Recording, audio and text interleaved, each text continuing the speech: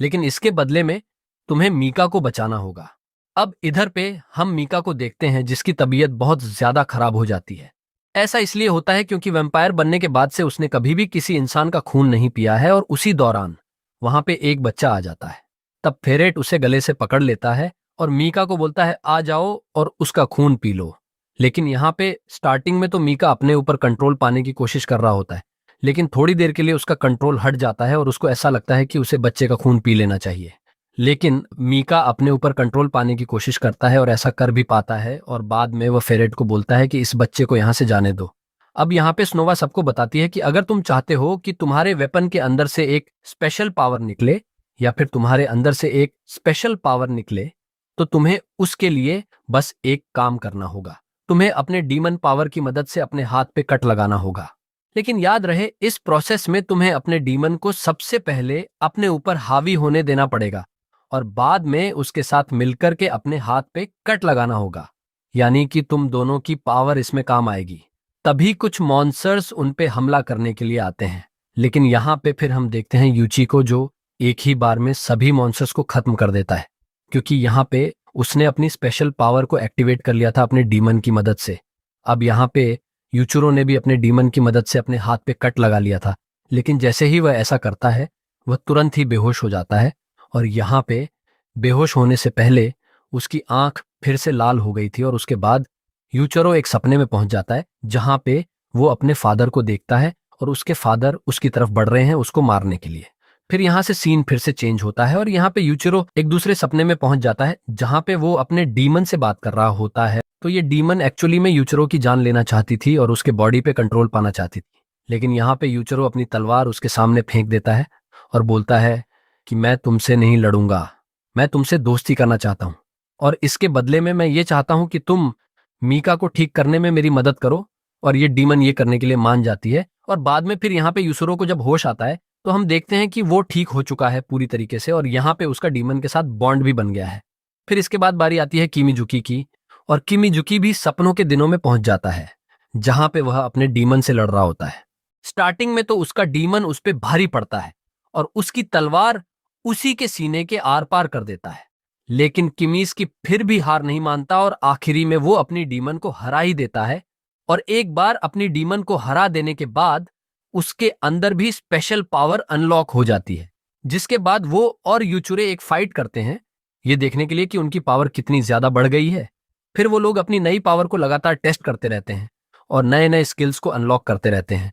और फिर अगले दिन वह लोग फिर चले जाते हैं सुनोबा के पास, जहां पे वह सब लोग एक साथ बैठ के खाना खाते हैं और यहाँ पे डिस्कस करते हैं कि उन्हें किसका साथ देना होगा। उन्हें या तो ग्रेन का साथ देना होगा, नहीं तो हिरागी फैमिली का साथ देना होगा, जिसपे कि यूचरो बताता है कि मैं यहाँ पे गुरोंग का साथ दूंगा क्योंकि उसने बचपन में मेरी मदद की थी और यहाँ पे मैं भी उसकी मदद करूंगा। और ऊपर से उसने मुझसे वादा किया है कि वो मेका को ठीक करने में मेरी मदद कर सकता है, क्योंकि उसको काफ़ी सारे वैम्पायर्स के बारे में नॉलेज है। और यहीं पे फिर पूरी टीम डिसाइड करती है कि वह लोग भी यूचरो का साथ देंगे और ग्रूम के साथ ही मिलकर के लड़ेंगे। अब यहाँ पे हम देखते हैं मीका को, जो कि वह क्रल के पास आता है, और स्टार्टिंग में तो वह पहले क्रल का खून पीता है अपनी प्यास बुझाने के लिए। फिर क्रल से पूछता है कि मैंने सुना है कि जो वैम्पायर के लॉर्ड हैं उन्हें यूचरो जिंदा चाहिए, पर उन्हें यूचरो से क्या काम है। लेकिन यहाँ पे क्रल बोलती है कि तुम्हें अपने काम से काम रखना चाहिए और ऊपर से इन सब चीज़ों के बारे में तुम्हें नहीं जानना तो ज़्यादा अच्छा है। अब यहाँ पे मीका गुस्सा आ जाता है और फिर हमला करता है, लेकिन यहाँ पे क्रल उसको तुरंत ही हरा देती है और बोलती है कि बहुत ही जल्द वैम्पायर्स के बीच में और उनके बीच में बहुत बड़ी जंग होने वाली है, इसलिए अगर उससे पहले तुम यूचरो को बचा के यहाँ से कहीं ले जा सकते हो तो ले जाओ। अब इधर पे यूचिरो अपनी टीम के साथ गुरन की तरफ जा रहा था और यहाँ पे गुरन ने अपनी नई फैसिलिटी बना ली है, तो वे लोग वहीं पे जा रहे थे। फिर रास्ते में उन्हें काफी सारे मॉन्स्टर मिलते हैं, लेकिन उनको वो लोग एक ही बार में हरा देते हैं। लेकिन मॉन्स्टर से लड़ने की वजह से ये लोग देरी से वहां पे पहुंचते हैं। तो ग्रेन उनसे पूछता है कि तुम लोग देरी से क्यों आए हो। अब यहाँ पे यूचर उनको सच्चाई नहीं बताता, बल्कि ये बोल देता है कि मेरी वजह से ये लोग देरी से आए हैं, और यहाँ पे ग्रेन बाद में इन्हें माफ भी कर देता है।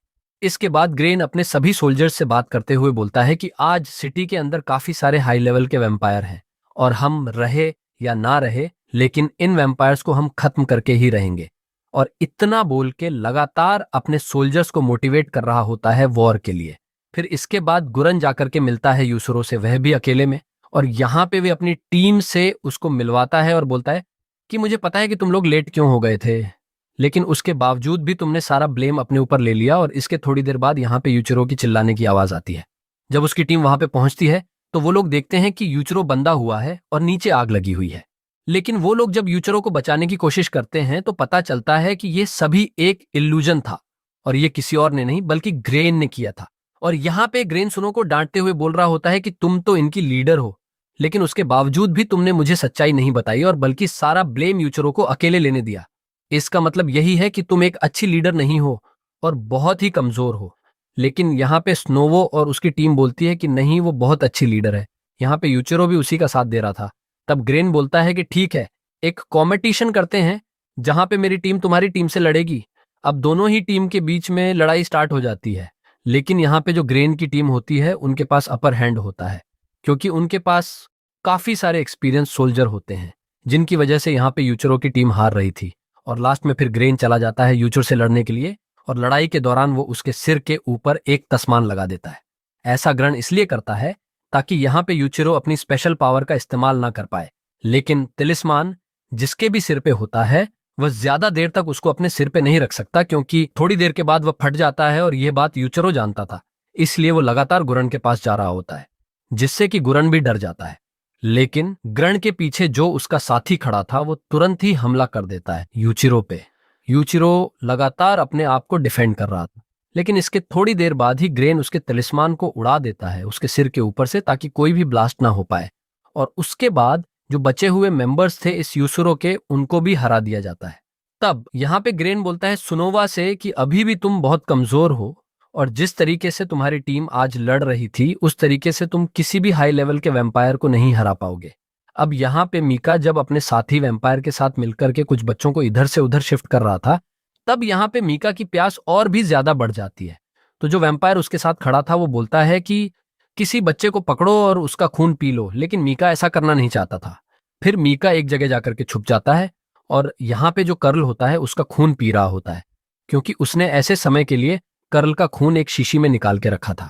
लेकिन अब यह भी काम नहीं कर रहा था, और मीका धीरे धीरे अपने ऊपर से कंट्रोल खो रहा था। तभी वह चला जाता है एक बच्चे के ऊपर हमला करने के लिए, और अचानक से उस बच्चे पे हमला करके उसका खून पीने ही वाला था कि वह फिर से अपने कंट्रोल में आ जाता है, और यहाँ पे उस बच्चे को जाने देता है।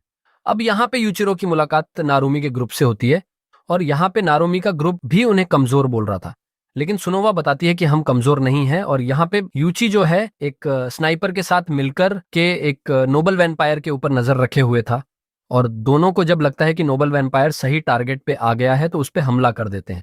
लेकिन नोबल वैम्पायर इस चीज को पहले ही देख लेता है, इसीलिए वह अपने बटलर को आगे कर देता है। तभी यूचिरो का ग्रुप और नारोमी भी दोनों उनका साथ देने के लिए वहां पे आ जाते हैं। अब तुरंत ही वहां पे आते ही उनका सामना एक नोवेल वैम्पायर से होता है, जो बहुत ज्यादा पावरफुल है। अब ये इतना पावरफुल है कि ये इन सभी लोगों को अकेले संभाल रहा था। लेकिन तभी इसके लिए प्रॉब्लम तब बढ़ जाती है जब उसका एक हाथ कट जाता है, और किमीज की सही समय देखते हुए उसका हाथ वेपराइज कर देता है, ताकि वह फिर से अपने हाथ को लेकर के जोड़ ना पाए। अब यहाँ पे नोबल वैम्पायर को बहुत ज्यादा गुस्सा आ जाता है, और लगातार इन पे हमला करने की कोशिश कर रहा होता है। लेकिन इनकी संख्या इतनी ज्यादा है और उनकी पावर अब पहले से बढ़ गई है कि नोबल वैम्पायर उनके सामने हार रहा था, और वह समझ जाता है कि अब बहुत जल्द वो मरने वाला है।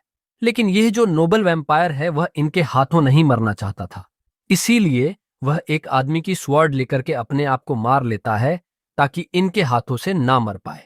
अब वहां दूसरी तरफ हम देखते हैं ग्रेन को, जो कि एक नोबल वैम्पायर से लड़ रहा था, और उसकी टीम ने भी मिलकर के एक नोबल वैम्पायर को मार ही दिया।